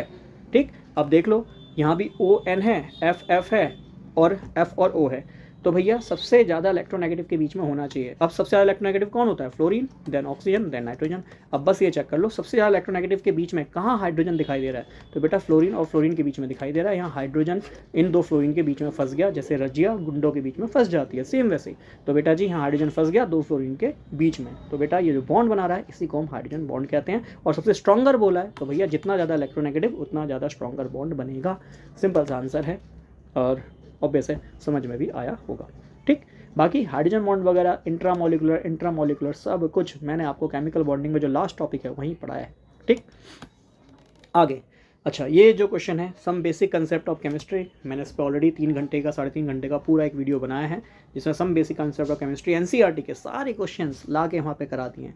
ठीक है, अब मैं बता रहा हूँ इतना समय नहीं है आपके पास कि सब कुछ पढ़ लिया जाए। ऑब्वियस है, आपको GS भी पढ़ना है, फिजिक्स पढ़ना है, मैथ भी पढ़ना है। और जिस तरह से अटेंटिव आप में से काफ़ी बच्चे मुझे अब दिखाई दे रहे हैं कि सर फिजिक्स का भी बैच ले आइए, मैथ का भी बैच ले आइए। देखो बेटा जी, ये सब तब होता है जब आपके पास 3-4 महीने एग्जाम के लिए बच रहे हो। ठीक है, अब तो जहाँ से जो इंपॉर्टेंट क्वेश्चन बन रहे हैं उनको कर जाओ, और फिर आगे बाद में हमसे भी नहीं लड़ना होता है इस बात पे कि सर आपने तो बोला था इंपॉर्टेंट क्वेश्चन है। बेटा इंपॉर्टेंट क्वेश्चन करा रहे हैं, ये नहीं बोल रहे हैं कि एग्जाम में ही यही आएगा। समझ रहे हैं बात को? इंपॉर्टेंट करा रहे हैं, इसलिए करा रहे हैं क्योंकि इतना एक्सपीरियंस ऑब्वियस है पढ़ाते हुए हो जाता है कि हाँ ऐसे क्वेश्चन, इस प्रकार के क्वेश्चन पूछे जा रहे हैं। बट ऑब्वियस बात है, मैं यूकेपीएससी में कोई भी वो नहीं हूँ जो पेपर सेट करते हैं, एग्जामिनर कह लीजिए, मैं एग्जामिनर नहीं हूँ जो पेपर सेट करते हैं। ऑब्वियस बात है, बस मैं प्रीवियस ईयर एनालिसिस करके या इस लेवल पे किस तरह के क्वेश्चन पूछे जाते हैं उनका एनालिसिस करके आपके लिए मोस्ट इंपॉर्टेंट क्वेश्चन लेके आया हूँ। इसमें से आता है अच्छी बात है, नहीं आता है तो आप आके मुझे इस तरह का कमेंट नहीं करना कि सर आपने तो बोला था इंपॉर्टेंट क्वेश्चन है। इंपॉर्टेंट हैं, महत्वपूर्ण हैं, पर यही आएगा ये मैं नहीं कहूँगा। मैं क्या, कोई भी टीचर नहीं कह सकता। ठीक है, चलिए आगे देखो। The number of atom in 4.2 gram of NH3 is, तो कह रहा है 4.25 ग्राम NH3 है, इसमें कितने एटम होंगे। बेटा जी ये क्वेश्चन में मैंने काफ़ी बच्चों के क्वेश्चन दिया है, मतलब जब ऑब्वियस मैं अपनी लाइव क्लास लेता हूँ और मैक्सिमम बच्चे इसका आंसर जो निकालते हैं सब कुछ सही कर रहे होते हैं, बस ये जो एटम्स वर्ड लिखा है ना इसमें गड़बड़ कर देते हैं। ये नहीं समझ पाते क्लास, ये 9th का कंसेप्ट है कि NH3 हमारा मॉलिक्यूल है, NH3 हमारा मॉलिक्यूल है और हमसे पूछा क्या गया, एटम्स पूछा गया है। सब कुछ सही करते हैं, मतलब वो बेसिक जो उनको पढ़ाया ना बिल्कुल दिमाग में रखते हैं। क्या रखेंगे कि सर NH3 का मॉलिक्यूलर मास निकालिए, कितना होगा। नाइट्रोजन का सर 14 होता है, हाइड्रोजन का 1 होता है, 3 है तो 3 से मल्टीप्लाई कर दूंगा तो ये 17 ग्राम आ गया। हमने ऑलरेडी ये सब पढ़ा है मोल कंसेप्ट में कि भैया जितना ग्राम में किसी का मॉलिक्यूलर मास होता है उसको हम 1 मोल मान लेते हैं। कितना मान लेते हैं, 1 मोल। डेट मीन्स जब NH3 17 ग्राम का हो जाएगा तो उसमें 1 मोल होगा और 1 मोल में कितने पार्टिकल होते हैं, 6.022 इंटू 10⁻23 एटम्स, मॉलिक्यूल्स या पार्टिकल होते हैं। बट यहाँ NH3 की बात कर रहा है तो NH3 एटम नहीं है। NH3 क्या है सर, NH3 एक मॉलिक्यूल है, मतलब इसमें NH3 के 6.022 इंटू 10⁻23 मॉलिक्यूल्स मौजूद होंगे। डेट मीन्स 17 ग्राम में कितने मॉलिक्यूल मौजूद हैं, 6.022 इंटू 10⁻23 मॉलिक्यूल मौजूद हैं। बहुत सरल सी बात है। चलो हमारे पास यूनिटरी मेथड होता है, यूनिटरी मेथड में ये होता है कि 17 ग्राम में दिया है तो हम पहले 1 ग्राम में निकाल लेते हैं और आप सभी को पता है 1 ग्राम में निकालने के लिए इस संख्या को बस 17 से भाग कर दूंगा। ये कुछ इस तरीके से है कि मान लो अगर हमारे पास 100 रुपये की 200 टॉफ़ी हैं तो 1 रुपये की कितनी टॉफ़ी होगी, कैसे निकालते हैं, तो ऑब्वियस बात है सर 100 से भाग कर दूंगा तो निकल आएगा 1 रुपये की 2 टॉफ़ी आएंगी। यही तो करा कि 1 का दाम 1 में कितना आएगा, तो इसे हम यूनिटरी मेथड कहते हैं। तो 100 से मैंने यहाँ भाग कर दिया तो ऑब्वियस बात है सेम वही कहानी कि सर 17 ग्राम में इतना है तो 1 ग्राम में कितना होगा, डिवाइड कर दिया। निकालना कितने ग्राम में है, 4.25 ग्राम में। हमसे पूछा कितना गया है, 4.25 ग्राम में गया है, कितना हो जाएगा 6.022 इंटू कितना 10⁻23 अपॉन में कितना हो जाएगा सर ये 17। और ऑब्वियस बात है मैथमेटिक्स बड़ी सरल है कि 1 ग्राम को 4.25 ग्राम बनाना है तो मैंने 4.25 से इधर लेफ्ट हैंड साइड में गुणा करी है। और मैथमेटिक्स यही तो कहता है कि भैया बैलेंस करो, जितना लेफ्ट में मल्टीप्लाई करोगे उतना ही राइट में मल्टीप्लाई करना। तो 1 ग्राम को 4.25 बनाने के लिए मैंने यहाँ 4.25 से गुणा करा तो इधर भी इतने से ही गुणा करना पड़ेगा। अब ध्यान रखना ये मेरे 4.25 ग्राम में इतने मॉलिक्यूल निकल के आए। मुझसे क्वेश्चन क्या बोला गया, एटम। प्लीज़ इस चीज़ को ध्यान में रखना। मुझे पता काफ़ी बच्चे करके आएंगे और इसका आंसर लगभग निकाल के देखना, 6 4 24 24 और 25 समथिंग आ जाएगा, मतलब लगभग ये 1.5 समथिंग आ जाएगा। एक बार निकाल के देख लेना, ठीक है। और काफ़ी बच्चे इतना आंसर निकालने के बाद हताश हो जाएंगे कि मैंने सब कुछ सॉल्व करा और यहाँ मुझे ऑप्शन में कुछ दिख नहीं रहा और इसके क्लोज कुछ दिख भी रहा है तो या ये दिख रहा है या दिख रहा है, तो काम आ रहेंगे 1 या 2 में से कोई भी। बट प्लीज़ ये आपने मॉलिक्यूल निकाला है, ठीक है। मुझे पता है एग्जाम में ना ऐसे क्वेश्चन बहुत आते हैं जिसको हम सिली मिस्टेक्स करते हैं और आंसर तक नहीं पहुंच पाते हैं। ये मैंने भी, भाई मैं भी कंप्यूटर रहा हूँ, मैं भी एस्पायरेंट रहा हूँ, ये मैंने भी बहुत बार फेस करा है ना। और होता क्या है, मैंने बताया ये भैया हम लोग उत्तराखंड से हैं, ये लोग हम लोगों की थोड़ी सी दिक्कतें इस बारे में ये हैं कि भैया रोज़गार की बहुत कमी है। तो हमारे जो बच्चे हैं, ठीक है, वो दूसरे स्टेट्स में जाते हैं जॉब प्राप्त करने के लिए, दिल्ली जैसे है ना, नोएडा, फरीदाबाद, इन जगहों पे होते हैं। और इस तरह के जब फॉर्म निकलते हैं तो उसको भरने के लिए वापस से उत्तराखंड में एग्ज़ाम देने जाते हैं। रात भर ट्रैवल करते हैं, नींद अच्छे से आई नहीं होती है, फिर एग्जाम में बैठते हैं। सभी की यही कहानी, सभी का यही दुखड़ा है, ठीक है। या किसी का होम स्टेट में है भी तो अब इस बात है उसका एक डिस्ट्रिक्ट से दूसरे डिस्ट्रिक्ट में आएगा, या फिर जहाँ पर सेंटर पड़ा है वो दूर होगा, है ना। तो पूरी मतलब रात भर ऐसे ही निकल जाता है और फिर जब सुबह उठते हैं दिमाग अच्छे से काम नहीं करता और इतनी सी चीज़ें भूल जाते हैं। इसलिए मैं आपसे कह रहा हूँ एग्ज़ाम में बस थोड़ा सा अटेंटिव रहना है। ये नहीं सोचना है, जिनके मिसकंसेप्ट है ना कि सर 120 मिनट में 100 क्वेश्चन करने आराम से करूँगा, प्लीज़ जाग जाइए। 120 मिनट में 100 क्वेश्चन करने हैं, बट स्पीड से करने हैं, ताकि 2 से 3 बार अपने क्वेश्चन पेपर को रीड कर लो। एक बार में नहीं करना है, 2 से 3 बार पढ़ना है। फर्स्ट राउंड में जैसे मान लो 50 क्वेश्चन हो गए, सेकंड राउंड में वो क्वेश्चन छोड़ो, मैं इस पर डिस्कस करूंगा, सैटरडे को मैं क्लास लेके आऊँगा कि सेकंड राउंड में आपको क्या करना है, वे क्वेश्चन सेलेक्ट करने हैं जो आपको सेकंड राउंड में पढ़ना है कि हाँ भाई ये दोनों में से एक हो सकता है, मैंने कहीं ना कहीं पढ़ा है, तो 2 में से एक जो होगा वो मैं अगले राउंड में ढूंढूंगा। फिर आपको लगता है कि मेरे 70 क्वेश्चन लगभग सही हो गए, है ना, लगभग मेरे अनुसार ये मेरा बेस्ट है 70 क्वेश्चंस का, आपको लगता है सेफ फील कर रहा हूँ, तो उसके बाद अगले क्वेश्चन अटैम्प्ट करने नहीं करने, उस पर जरूर देखना पेपर का लेवल क्या है, ठीक है। खैर मैं इस पर पूरा डिस्कस करूंगा, फिलहाल अपने टॉपिक पे आता हूँ। यहाँ पे हमसे मॉलिक्यूल नहीं पूछा, एटम पूछा है। और एक NH3 पे जल्दी से देखो, एक NH3 पे यहाँ है एक नाइट्रोजन, 3 है हाइड्रोजन, टोटल एक NH3 पे 4 एटम है। कितने एटम है? 4। तो बेटा जी बस इसमें 4 से गुणा करना मत भूलना। तो 1.5 × 4 लगभग कितना जाएगा? 6 × 10⁻23।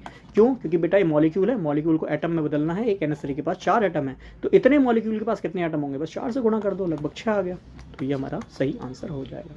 क्लियर है? बहुत सिंपल सा फंडा। बस दिक्कत क्या आई सर? दिक्कत ये आई कि हमने एटम को मॉलिक्यूल को एटम में कन्वर्ट नहीं करा। क्लियर? सिंपल सा क्वेश्चन है। बाकी ये तो मैं आपको बता ही चुका हूँ कि जितना ग्राम में उसका मॉलिक्यूलर मास निकालिए वो मोल के बराबर होता है, और मोल में उतने ही एटम होते हैं, ये आप जानते भी हैं। ए कंपाउंड हैज़ एम्पेरिकल फॉर्मूला। चलो, एक कंपाउंड का एम्पेरिकल फॉर्मूला सबसे सिंपलेस्ट रेशियो को कहते हैं। किसी भी मॉलिक्यूल का जो सबसे सिंपलेस्ट रेशियो होता है उसी को हम एम्पेरिकल फॉर्मूला कहते हैं। क्लियर है? बहुत सरल सी बात है, ये बात ध्यान में रखिएगा। ठीक, अब इसके बाद कह रहा है कि इसका एम्पेरिकल फॉर्मूला है जिसका मॉलिकुलर वेट, अच्छा उसका मॉलिकुलर वेट भी दिया है 132। ठीक, कह रहा है द करेक्ट, अच्छा ये स्पेलिंग में पता नहीं क्या चल गया, the correct molecular formula of the compound is. तो करेक्ट मॉलिकुलर फॉर्मूला क्या होगा उस कंपाउंड का, ये आपसे पूछा गया। और ये प्रीवियस ईयर ही है, ऐसा नहीं है कि मैंने उठा के अपनी मर्जी से दे दिया। तो मैं आपको PGTs के क्वेश्चन, एनवायरमेंटल सुपरवाइजर के क्वेश्चन, है ना, या फिर बार के क्वेश्चन, जो भी ऐसे एग्जाम्स होते हैं जिसमें आपकी केमिस्ट्री पूछी जाती है, उनके क्वेश्चन मैं ला के आपको दे रहा हूँ। ठीक है, और ये भी देखना हो, देखो क्वेश्चन तो बहुत हैं भैया, बहुत एग्जाम होते हैं साल भर में केमिस्ट्री के। ठीक है, तो आपको ये भी तो देखना है, मतलब हमको ये भी तो देखना है कि कौन सा क्वेश्चन यहाँ पे रेलिवेंट बनता है इस एग्जाम के लिए। ठीक है, क्योंकि लेवल 3 है, उसके अकॉर्डिंग हमें चलना है। तो इसीलिए देखो मेहनत करता हूँ मैं, तो प्लीज़ समझो भाई इस बात को कि एक लाइक जरूर दे दिया करो। 100 मैं देख रहा हूँ 200 उसमें व्यूज़ हैं, 100 घंटे का वॉच ओवर है, मतलब एक बच्चा तो नहीं देख रहा होगा 2 से 3 बार इसको, है ना, क्योंकि इतना समय भी नहीं है। तो अगर 100 बच्चे भी देख रहे हैं, लाइक हैं 10-12, ठीक है भाई, अपना काम करके अगर आप इतने मतलब वो क्या कहूँ उस वर्ड को, खैर शब्द ही मेरे दिमाग में नहीं आ रहा, अभी पढ़ाने वाले मोड में हूँ, बस ये बात आ गई कि हाँ इस तरीके से मतलब ना रखिए कि भैया 100 व्यूज़ अगर आप दे रहे हो तो प्लीज़ पे कम से कम 50 लाइक भी कर दो। ठीक है, 50 लोग मुझे पता है इस व्यवहार के भी होंगे कि भाई ठीक है हमें नहीं करना, मतलब नहीं है, हमें बस अपना काम निकालना है, तो प्लीज़ यार थोड़ा सा। ठीक, चलो खैर, कंपाउंड का एम्पेरिकल फॉर्मूला है C2H4O और मॉलिकुलर वेट इतना है। अच्छा मैं एक चीज़ बता देता हूँ, मैंने बताया एम्पेरिकल फॉर्मूला का मतलब होता है सबसे simplest ratio. For example C6H12O6 किसका फॉर्मूला है? सर आपने पढ़ा है ग्लूकोज, है ना, और फ्रक्टोज का भी तो ये होता है। मुझे बता दो ग्लूकोज और फ्रक्टोज के बीच में क्या अंतर होता है ना, बताया था, पढ़ाया था, पूरा बायोमॉलिक्यूल पढ़ा है, कमेंट में जरूर लिखिएगा। तो ये है आपका ग्लूकोज भैया या फ्रक्टोज भैया। ठीक, ये इसका मॉलिकुलर फॉर्मूला है। अगर मैं इस मॉलिकुलर फॉर्मूला को सिंपलेस्ट फॉर्म में लिखूं तो बस क्या करना है, इनको सेम पहाड़े से काट देना है। आपको पता है तीनों ही 6 के पहाड़े मारे हैं, तो सिंपलेस्ट रेशियो क्या हो जाएगा, C मतलब 6 1 6, 6 2 12 और 6 1 6, है ना। तो CH2O यह बन जाएगा, C6H12O6 क्या बन जाएगा, CH2O बन जाएगा। तो बेटा C1H2O1 यह इसका एम्पेरिकल फॉर्मूला कहलाया जाएगा। एम्पेरिकल फॉर्मूला का मतलब किसी भी मॉलिकुलर फॉर्मूले को सिंपलेस्ट फॉर्म में लिख देना, सिंपलेस्ट रेशियो में बदल देना, एम्पेरिकल फॉर्मूला होता है। जैसे फॉर एग्जाम्पल आपके सामने जल आ गया H2O, तो मैं कहूँ बताओ H2O ये तो मॉलिकुलर फॉर्मूला हो गया, बताओ उसका एम्पेरिकल फॉर्मूला क्या होगा। बेटा 2 और 1 इसी के टेबल में आएंगे, मतलब H2O का एम्पेरिकल फॉर्मूला भी हो जाएगा और मॉलिकुलर फॉर्मूला भी यही हो जाएगा। क्यों? क्योंकि डिवाइड करोगे तब भी H2O ही रहेगा। ठीक, बट जैसे ग्लूकोज है, इसके केस में हमने डिवाइड करा तो उसका सिंपलेस्ट रेशियो बना CH2O, क्योंकि 6 के पहाड़े से काट लिया तो 6 6 6, ठीक, 6 2 और 1, ठीक, तो CH2O इसका सबसे सिंपलेस्ट फॉर्मूला बन गया, उसको एम्पेरिकल फॉर्मूला कह रहे हैं। ऐसे ही यहाँ हमें C2H4O एक एम्पेरिकल फॉर्मूला दिया, मतलब किसी का सबसे सिंपलेस्ट रेशियो दिया है और इससे पूछना चाह रहा है कि बताओ उसका मॉलिकुलर फॉर्मूला क्या होगा। तो पहले तो इन्हीं को डिवाइड करके देख लो, किसको डिवाइड करके ये आ रहा है। तो पहला ऑप्शन तो यही है, चलो मान लेते हैं पहला ऑप्शन हो सकता है। ठीक है, आगे देखना C3H8O2 क्या ये डिवाइड होने पर बन पाएगा? नहीं बन पाएगा, बिल्कुल भी नहीं बनेगा। केवल फोर्थ बन सकता है या फिर ये बन सकता है। कैसे फोर्थ बनेगा? तो ये देख लो, 3 के पहाड़े मारे, तो 3 दूनी 3 चक्को और 3 एकम 3, तो C2H4O ये बन सकता है। तो चौथा ऑप्शन हो सकता है या पहला हो सकता है, क्योंकि पहला तो वही दिख रहा है ना। बट ये और ये तो बिल्कुल नहीं हो सकते, क्योंकि देखो ये सेम पहाड़े में नहीं कट रहे और ये भी सेम पहाड़े में नहीं कट रहे। तो ऑप्शन तो देखो ऐसे ही एलिमिनेट कर दिया है ना, आँख बंद करते ही एलिमिनेट कर दिया। अब आ जाओ बाकी तरीके से देख लेते हैं। यह इंपेरिकल फॉर्मूला देखो, इंपेरिकल फॉर्मूला का पहले मॉलिक्यूलर मास निकालो, है ना, इसका मॉलिक्यूलर मास निकालो जल्दी से। कितना आएगा बोलो। अच्छा, molecular weight of the compound, अच्छा जो मॉलिक्यूलर वेट कंपाउंड है उसका मॉलिक्यूलर वेट दिया हुआ है। चलो पहले इसका मॉलिक्यूलर वेट निकालो, कितना आएगा। तो कार्बन है 2, एक कार्बन का भार होता है 12, 4 है हाइड्रोजन, हाइड्रोजन का भार होता है 1 और ऑक्सीजन है 1 ही, तो 1 × 16 जल्दी से निकालना। 12 दूनी 24 और ये हो गया 4 और ये हो गया 16, 16 और 4 20 और यहाँ हो गया 44। डेट मीन्स ये आया 44 ग्राम पर मोल। बेटा जी ये तो मॉलिक्यूलर फॉर्मूला है आपके इसका, ठीक। अब आपको मॉलिक्यूलर फॉर्मूला दिया उस कंपाउंड का, या तो एक तरीका ये हो सकता है कि इनमें से दोनों का मॉलिक्यूलर, अच्छा देखो इसका आंसर बिना कैलकुलेट करे ही आ गया। क्यों आ गया, जरा एक सिंपल सी बात है, ये भी तो C2H4O है। C2H4O का मॉलिक्यूलर फॉर्मूला कितना आ रहा है 44 ग्राम, हमें दिया कितना 132 ग्राम, तो ये भी ऑप्शन नहीं हो सकता, मतलब चौथा ही ऑप्शन होगा। देखो ये एलिमिनेशन मेथड से कर दिया बिना सॉल्व करे, बट मेथड भी देख लेते हैं, हो सकता है ऐसा क्वेश्चन इतना सिंपल क्वेश्चन भी ना है। मेथड भी जल्दी से देखो, जब क्वेश्चन कर रहे हैं तो मेथड भी देख लो, ठीक है। तो हमें ये मॉलिक्यूलर फॉर्मूला दिया है। अब हमें जब भी निकालना हो क्या मॉलिक्यूलर फॉर्मूला कैसे निकालेंगे, तो आपको जो मॉलिक्यूलर फॉर्मूला दिया होगा कंपाउंड का, मॉलिक्यूलर फॉर्मूला ऑफ कंपाउंड, ठीक है, बट्टे में करना, इंपेरिकल फॉर्मूला ऑफ कंपाउंड करना, इंपाउंड करना, बस इतनी सी बात पहले कर लेना, बस ये करना होता है। तो मॉलिक्यूलर फॉर्मूला कितना दिया है सर 132 दिया है, क्वेश्चन पढ़ लो, has been observed molecular weight of the compound, उस कंपाउंड का मॉलिक्यूलर वेट कितना दिया होगा 132, चाहे तो इसका डायरेक्ट निकाल के देख लो 132 ही आएगा, अदरवाइज ऐसा क्वेश्चन नहीं आया तो कैसे करना है 132 और इंपेरिकल फॉर्मूला कितना है इसका, इंपेरिकल फॉर्मूला का मॉलिक्यूलर मास 44 आया, मल्टीप्लाई कर लो कितना आया 44, 3 बार में चला जाएगा 3 आ जाएगा, ठीक है। तो मॉलिक्यूलर फॉर्मूला कैसे निकलेगा, बस इंपेरिकल फॉर्मूला में 3 से मल्टीप्लाई कर देना। क्या करना है, फॉर्मूला क्या बना मॉलिक्यूलर फॉर्मूला बट्टे में इंपेरिकल फॉर्मूला इनटू में इंपेरिकल फॉर्मूला, ठीक। मॉलिक्यूलर फॉर्मूला का मास, इंपेरिकल फॉर्मूला का मास बट्टे में क्या इंपेरिकल फॉर्मूला, तो बेटा 3 से गुणा कर दो, तो 3 गुणा में इंपेरिकल फॉर्मूला क्या दिया देखो ये C2H4O, बस में मल्टीप्लाई कर दो तो कितना बन जाएगा 3 2 जा 6, 4 3 जा 12 और 12 और O3 हो जाएंगे, ठीक है। तो इस तरीके से बन जाएगा। तो ये कितना दिया है C1 दिया ना, C2 दिया है, ठीक है, 3 2 जा 6 हो जाएगा, 6 लिखा है, ठीक है। बहुत सरल है, बस 3 की गुणा इन सभी में कर देना, इनके इंपेरिकल फॉर्मूले में कर देना, आंसर आ जाएगा। तो कई बार तो हमें क्वेश्चन में बस अपने दिमाग को ओपन करना होता है। देखो ये क्वेश्चन मैंने हालांकि क्या करा, एलिमिनेशन मेथड से इस क्वेश्चन को मैंने कर दिया, बट आपको मेथड भी पूरा बता दिया कैसे निकालना है। तो एग्जाम में बस ना थोड़ा सा कई बार हमें जागरूक होने की ज़रूरत होती है, कई बार तो क्वेश्चन हमारे डायरेक्ट भी सॉल्व हो जाते हैं, ठीक है। और बाकी देखो ये तो प्रैक्टिस का कमाल है ना, जितना प्रैक्टिस करोगे उतना आपका बढ़िया से तैयारी होती रहेगी, ठीक। कह रहा है a gas mixture contain 50% of helium and 50% of CH4 by volume, मतलब भैया टोटल गैस कितनी हो गई 50-50 100% हो गई, मतलब 2 गैस को मिला है, किसको मिला है हीलियम को मिला है और CH4 को मिला है, 2 गैस को मिला दिया, ठीक है। 50-50 मतलब 100% हो गया, सिंपल सी बात है।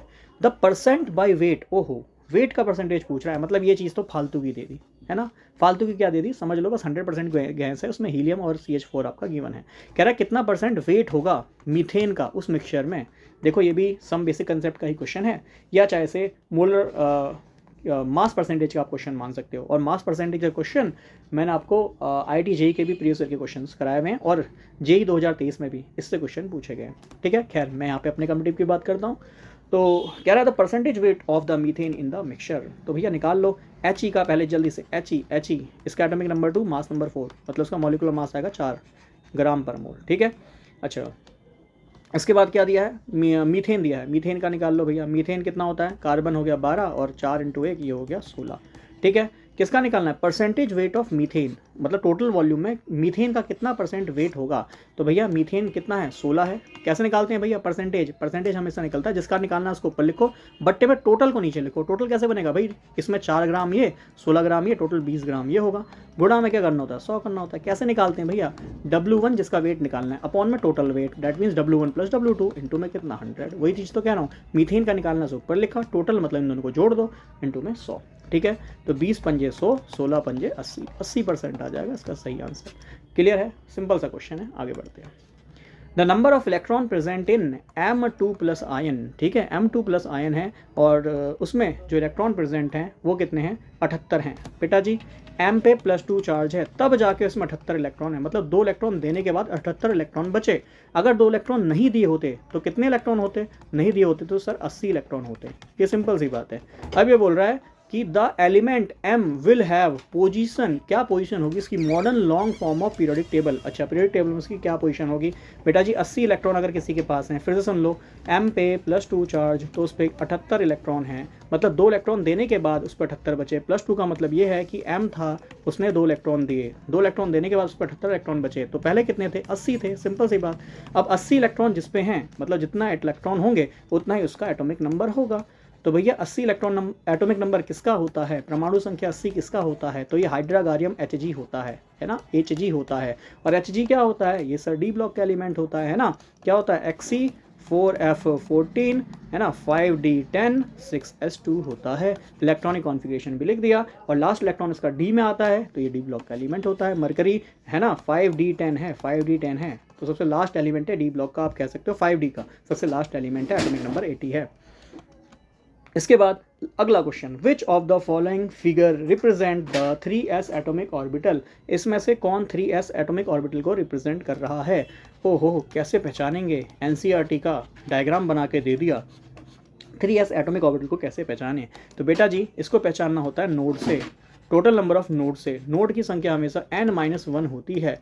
टोटल यहाँ पे n कितना है, तो बेटा ये n 3s है तो n की वैल्यू 3 हो गई, प्रिंसिपल क्वांटम नंबर 3 हो गया। तो 3 में से अगर 1 को घटा देते हैं कितना बचता है, 2 बचता है, मतलब यहाँ पे हमें 2 नोड दिखाई देने चाहिए। कैसे दिखेंगे, तो बेटा आओ इस ग्राफ पे, इस ग्राफ पे जब ये पॉइंट इस स्मॉल r को टच कर ले, अब ये r क्या है छोड़ दो, बात की बात है, बट जो क्वेश्चन आएगा उसको समझ लो, प्रीवियस ईयर का क्वेश्चन है, ध्यान से समझना, इस एग्जाम का नहीं, इसके जैसे एग्जाम का प्रीवियस ईयर का क्वेश्चन है, इस लेवल पे ऐसे क्वेश्चन पूछे जा सकते हैं, कोई बड़ी बात नहीं है।